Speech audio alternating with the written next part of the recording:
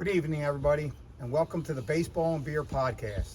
I'm your host, John Nee, along with my co-host and beer enthusiast, J.R. Nicholas.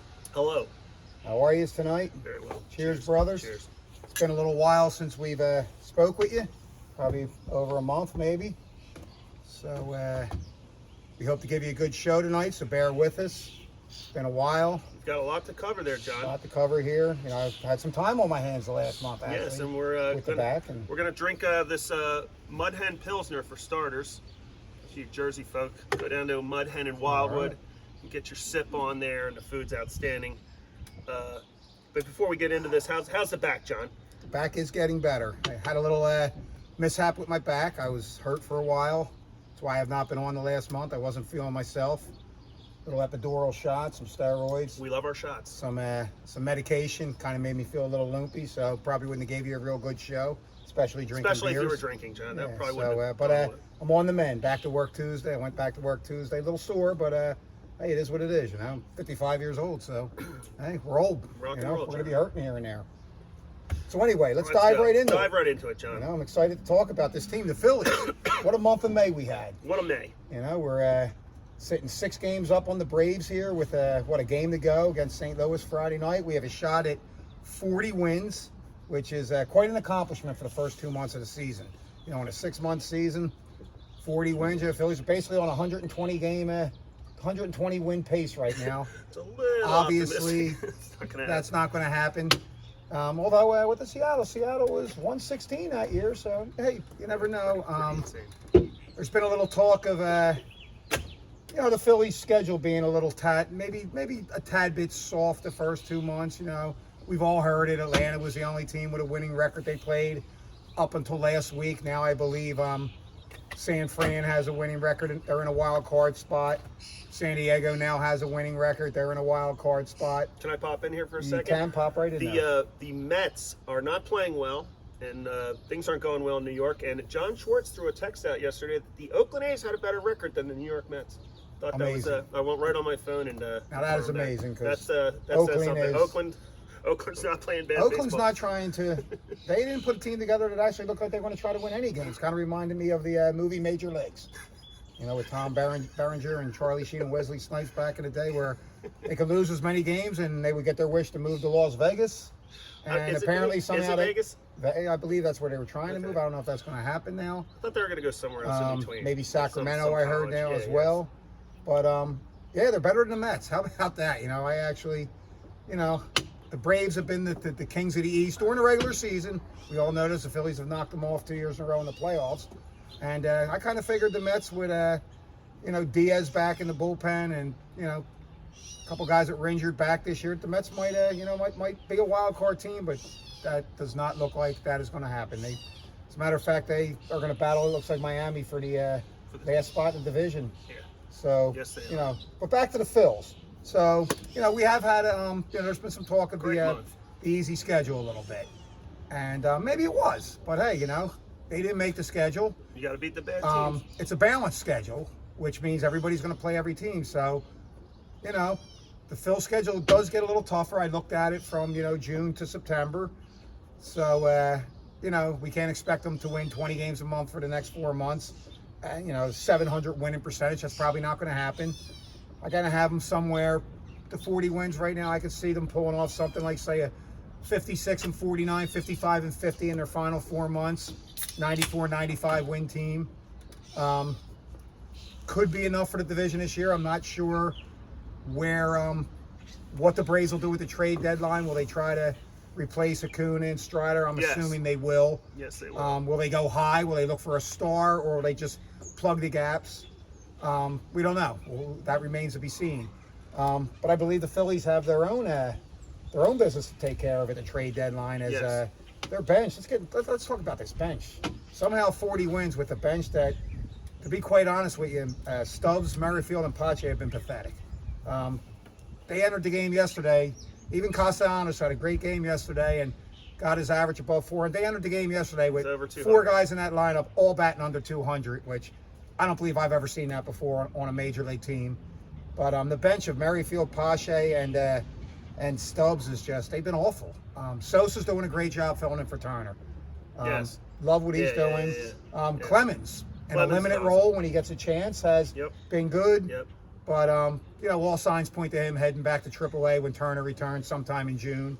Yeah, it's just a shame to see those guys all playing in the same game. We've made that point in the last podcast. But I guess the analytics and all that crap, Topper and giving people certain days off, like Baum getting a scheduled day off, and Stott seeming to sit a lot against lefties. Stott should be playing every day. We're going to talk about this every episode.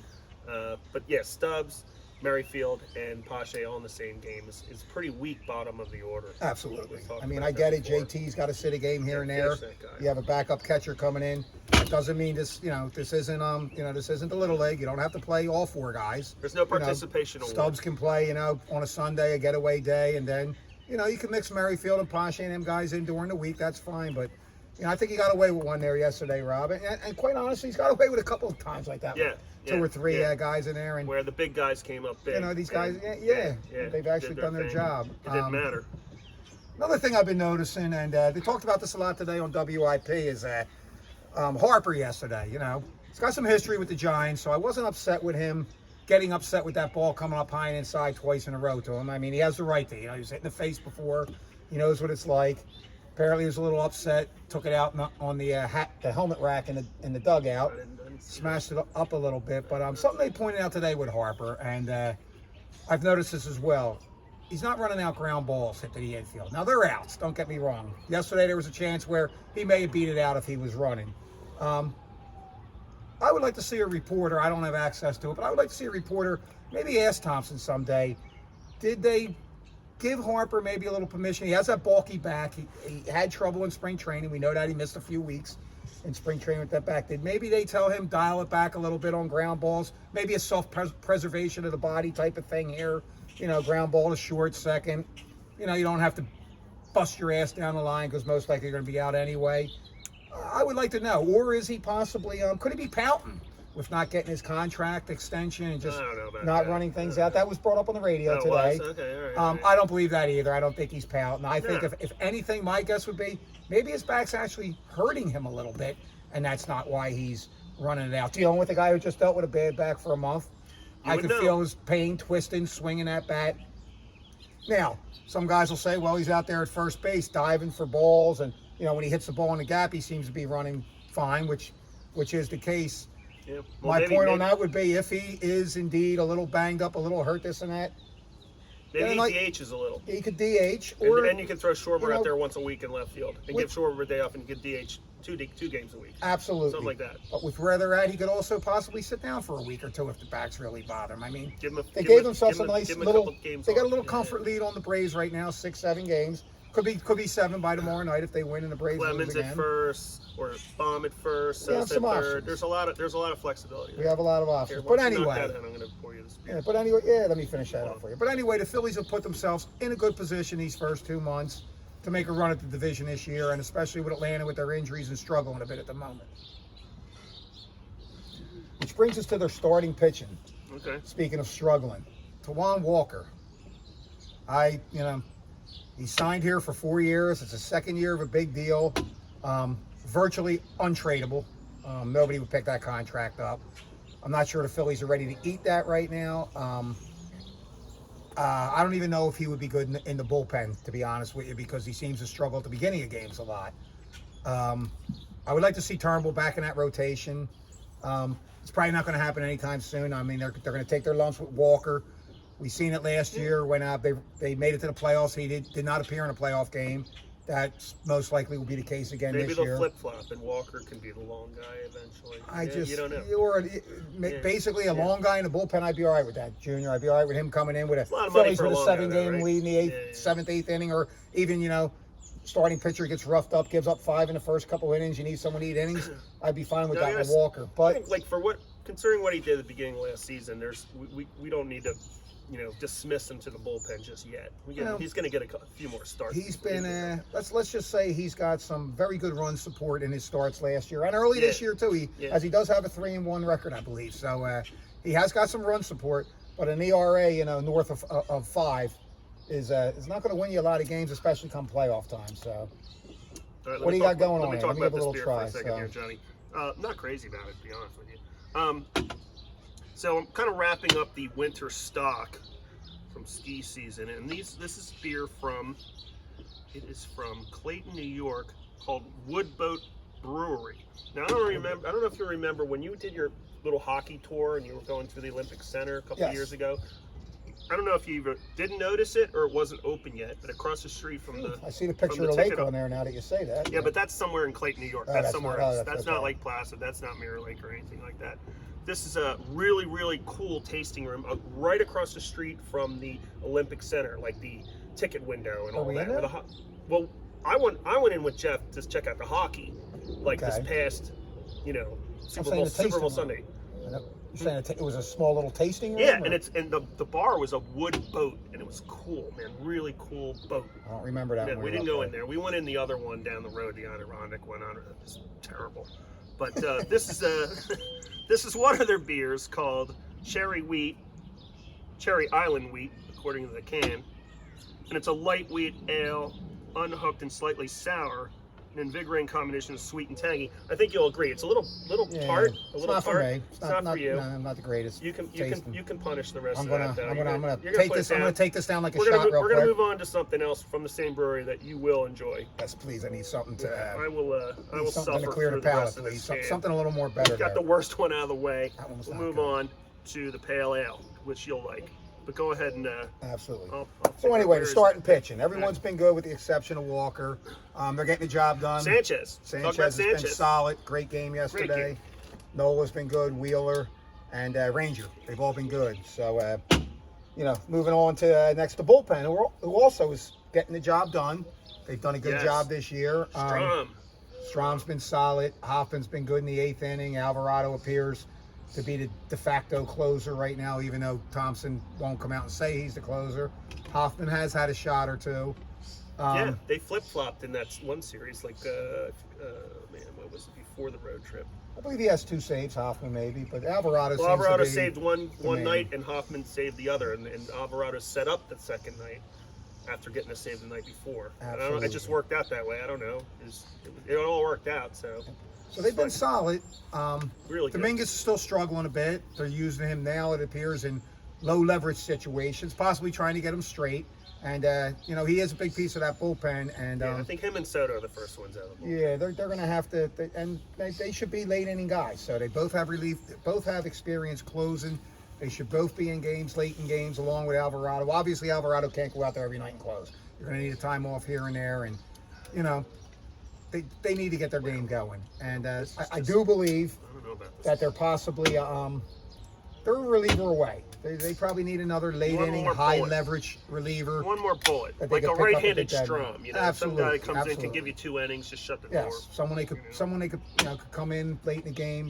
Someone they could pick up at the trade deadline without, say, mortgaging the future. They do have some prospects finally and some resources with Middleton's deep pockets. So Dombrowski has some bullets this year. He can go out there and he can make a move. I don't think he needs to, give away a top 5 prospect per se, for a reliever. I also believe they're probably an outfield bat away. We saw Castellanos struggle in the playoffs last year. We've seen Rojas struggle in the playoffs. And basically they had no one to replace them guys with. No one to put in for an at-bat other than Rojas, Clemens needed to play him a little more. So, we said that before.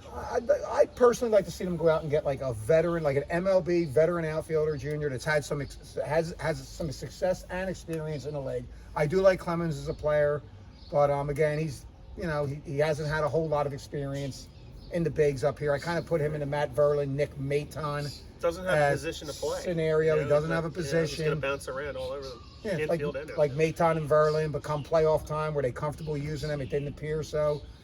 Right now Sosa would be your number 1 pinch hitter off the bench. Sosa's the guy. He's playing well, but I think they need an outfielder and a reliever. Now, like I said, Dombrowski can go out and get that probably without losing the top 5, or there could be another move he could take here. There's been a lot of talk of Mason Miller, lights out closer from the Oakland A's. 100.7 mile an hour fastball, the best slider in the game, 25 years old and under team control to 2029. that would probably cost them two, Costs if a not lot now because the three A's don't stink. prospects in the top 10. So, I brought that up early. They're gonna want a lot for him now. You know? but that may be just what the Phillies need to get over the top. You know, you have a lights out closer at the back of that bullpen, and now Alvarado's pitching in the 7th and 8th. Right. You could shorten up them starting pitching, and they would be in some good shape. So that's something to keep an eye on, the trade deadline as we're coming up.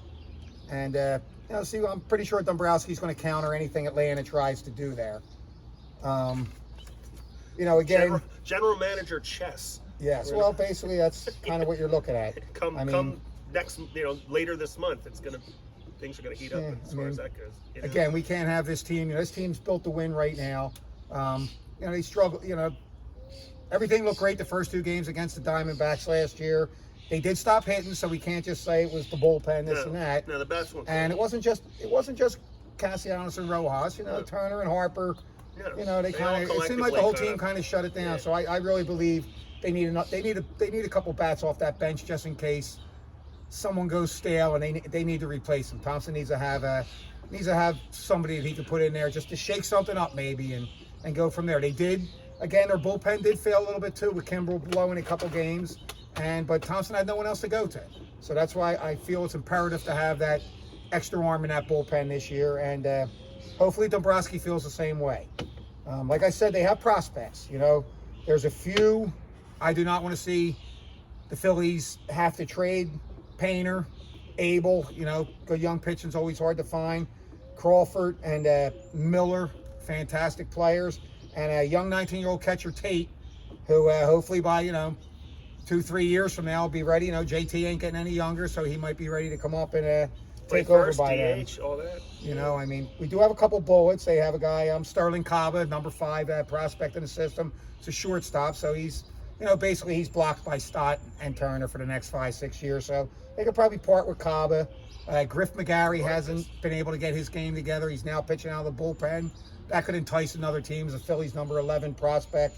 And they got Gabriel Rincones Jr., an outfielder who, would probably be blocked by, Crawford and Rojas and Marsh and everybody. So you guys like that, he could probably deal and get a couple, reliever and, an extra bat off the bench. Another bench. So, it should be a hell of a summer. The Braves, right now the Phillies have a nice lead on the Braves. We've seen the Braves run away with this division. I do feel like, again, like I said, the Braves are going to make a move or two, and it's going to get tight, folks. Phillies ain't going to run away with this division by any means. We've all watched this team our whole lives, and we know when things are good like this, we know there's going to be a 2-8 stretch in there somewhere, and the Braves are going to go 8-2. So that 6-game lead is going to be down to 1 or tied. It's going to happen, but I do believe the Phillies they have the depth this year. Dombrowski has the resources. I do believe they can overtake the Braves in the division this year, and we know what they can do against them in the playoffs. So it should be a real good summer. Yeah, it's going to be a lot of fun. It's going to be a fun summer. We're going to have a lot of fun. It's going to be a lot of drinking. It's going to be a lot of drinking. A lot of drinking. Cheers. A couple more Cheers. podcasts. Let's try. This is a pale ale. This is a Pardon Me Pale Ale. Same brewery, Woodboat Brewery. Slightly less than pale ale, caramel chocolate. A lot better. Notes. I like it, but I'm pretty jaded right now because I've been drinking a lot of good beer lately, and some of this isn't cutting it, especially that first one. Yeah, light hops bitterness. It's okay. I think we're gonna graduate to something bigger. Well, if we only have a couple left now, I go get you a Coors Light or a Miller Lite if you want. There will be none of that on this program. There will be none of that. I will walk, Johnny. There will be none of that. I will cite artistic differences. Yes. There will be no Coors Light. But again, folks, so the Phillies are back home tomorrow night against St. Louis to close out the month. Hoping we can get our 40th win tomorrow night. Like I said, it should be one hell of a summer. We're looking forward. We're going to try to bring you a live podcast from one of our tailgates at the Phillies game, live from the K-Lot across from Citizens Bank Park. How about live from the Days Inn in Baltimore? We are going to do the Phillies-Baltimore game on June 15th. We'll see. They might not allow that in Baltimore. It's a possibility. I mean, depending on... Go in the convention center and just take it over. I don't know. We might not be... we are going to Pittsburgh as well this year, so we'll try to bring a podcast from Pittsburgh. It's awesome. Maybe a couple brew. We do have we have about a 15-stop brewery tour that we have planned again. Well, the first day is like half a dozen. Yes. And then my usual 3 and whatever from there. Well, the whole North Shore thing will be on before with Saturday's game. And me and my wife happened to arrive about 2 hours before him and went to lunch for a brewery, so I outfoxed him by one brewery. Yeah, you beat me by like one brewery. You went to like 9 breweries. I went to every brewery and I went to the one I had lunch with my wife. So I outbeat the beer expert here, the beer Sherpa, if you would. But this year did you go to Voodoo on North Shore? We did not. We have not been there. That's going to be a destination. Okay, but you this went year. to Southern Tier, which I don't think I had lunch at. We're going to do Southern Tier again this year, and we're going to try Voodoo. Yes, we're going to walk down to Southern Tier. We're going to walk that whole little strip there. Probably Saturday afternoon before we podcast underneath the bridge. We are going to give you a live podcast from Pittsburgh. As I did just remember, it's we're just kicking this around before we started doing this. Yes, so. It's only me and me and JR like this year, and our to what the hell we're going to do in Pittsburgh. Well, it's me and you and just the Suns this who year. knows what's going to happen in Pittsburgh? Just remember the wives ain't with us this year to keep us grounded. So it might be a little rowdy in Pittsburgh. There might be this year. some bail money required. Oh God, I hope not. We do have the Suns. Well, actually, with us, no. so. Our sons will. Well, if my son has to bail me out, we got problems. We do have problems. Yeah. So anyway, hoping to bring you one from the K-Lot this year. Yes, Maybe possibly K-Lot's Baltimore on the 15th. Pittsburgh is in July, I believe the middle of July. Hopefully we can get one there from you. And I'm also trying to get us live in a couple breweries where we can actually sit there and enjoy a couple beers in the brewery, possibly do that taste on their Father's food, Day. and Father's Day we might end up at Union Brewing outside of Baltimore. Wow, out of the state. That would be different. Out of state. Yeah, we'd be in Baltimore. Yeah, out of we'll state, be so. at Union Brewing is I wish I had some of their beer, but we'll do it then. Really great beer. You would love their Pilsner. Their food's great. Totally fun hang, industrial park type place. We don't have tickets to Sunday's game, so that might be a nice place to go to hang out. I think we're gonna sip and go to Pickles before. Who am I to say no? Yeah, I don't have to twist your arm, John. Not we're at going to all. a brewery. I'm in. Absolutely. That is always. I'm always in. Yes, I agree. But anyway, folks, that's pretty much all we got tonight. Again, the Phillies looking for their 40th win tomorrow night. Should be a great summer. Hold on, I'm gonna crack one more beer before we. We're not done yet. We got one more. Done yet. We're looking forward to bringing you as many one's beers we can. It's okay. Hopefully pairing these with some food if we can.